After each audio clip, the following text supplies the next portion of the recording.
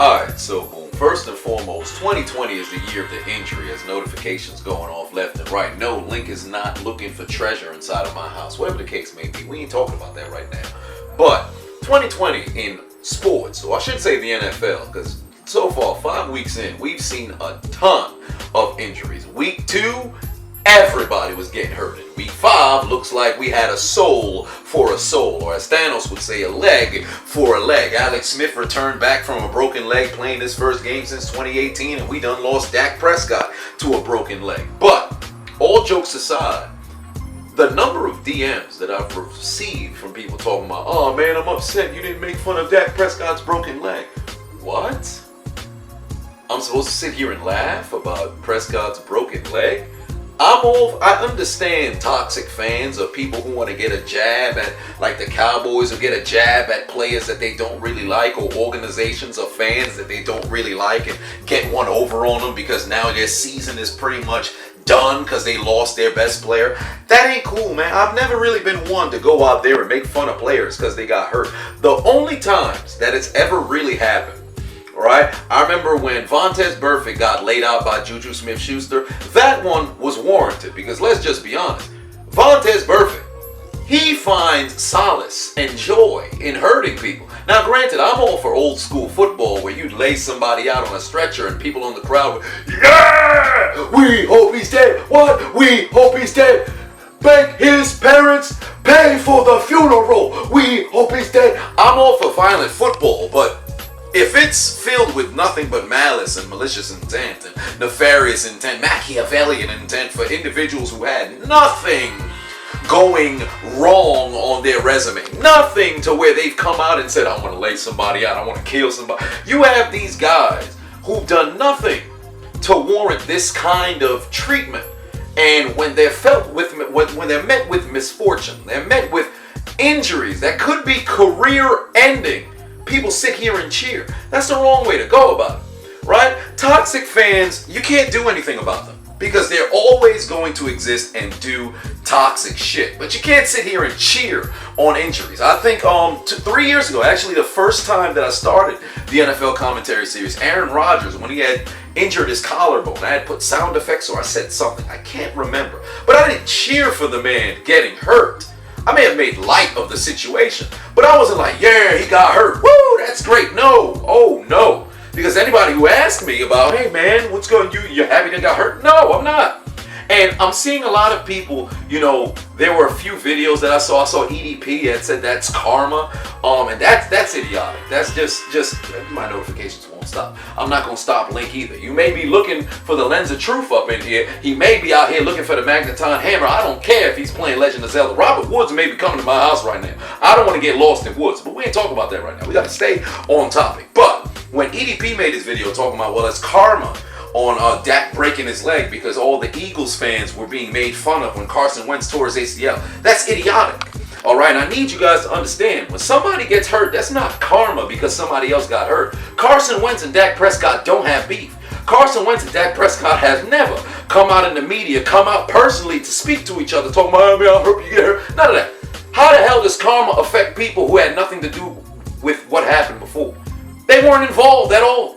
So you mean to tell me because a Dallas player or a Dallas fan made fun of an Eagles fan because of Wentz injury, now all of a sudden that means Dak should get hurt? What kind of karma is that? That's stupid. All right? But people should not be sitting over here finding joy in people's careers being in jeopardy. Here's why I had a big problem with Dak's injury. For one, you're playing on a franchise tag coming into this year, right? You just led the league in passing. Well, I think it was second behind Jameis Winston. But you're coming off a 4,900-yard season, right? You're leading the league in passing right now. You're playing on a franchise tag. You don't got a long deal secured to where you've got that guaranteed money. And here you are with a broken leg now, right? On top of that, coming into the season, you were talking about your suicidal thoughts and the depression that you were going through after your brother had just committed suicide. Everything that could have went wrong for Dak this year. And people are sitting over here cheering? This crazy, bro. And then don't get me wrong. This ain't no, oh, it's a hate video on EDP. No. Oh, no. This is just for fans who think it's cool to go out there and make fun of people getting hurt, because this is something that a lot of people just tend to forget. Because you get so caught up in fantasy football, you get so caught up in the fandom and the entertainment value of the sport that you love and love to watch, you forget these are real people under these helmets and shoulder pads, though. These people got families, they got kids, they got dreams and aspirations further than just football. And when these injuries happen, they now have to navigate through life differently. Oh, but they got millions of dollars. We don't got that, so it's okay. They gonna be all right. Oh, I'm sorry. Last I checked, I don't remember millions of dollars being able to cure mental health. We've seen millionaires, multi-millionaires go out there and kill themselves because different sort of things happen. Depression ain't no joke. Dealing with rehab and injuries, that ain't no joke. So where's this coming from? There are just some terrible people in this world who are trying to make light of people getting hurt. Injuries are part of the game. They are. There's no way to avoid it. People get hurt all the time. It's not because this is a quintessential star in the league that we're going to come out here and, oh, no, we have to sing praise. But what about the 7th round pick who got hurt? They didn't receive any flowers at the door. Of course, those who have more notoriety will, they'll get more media attention than others.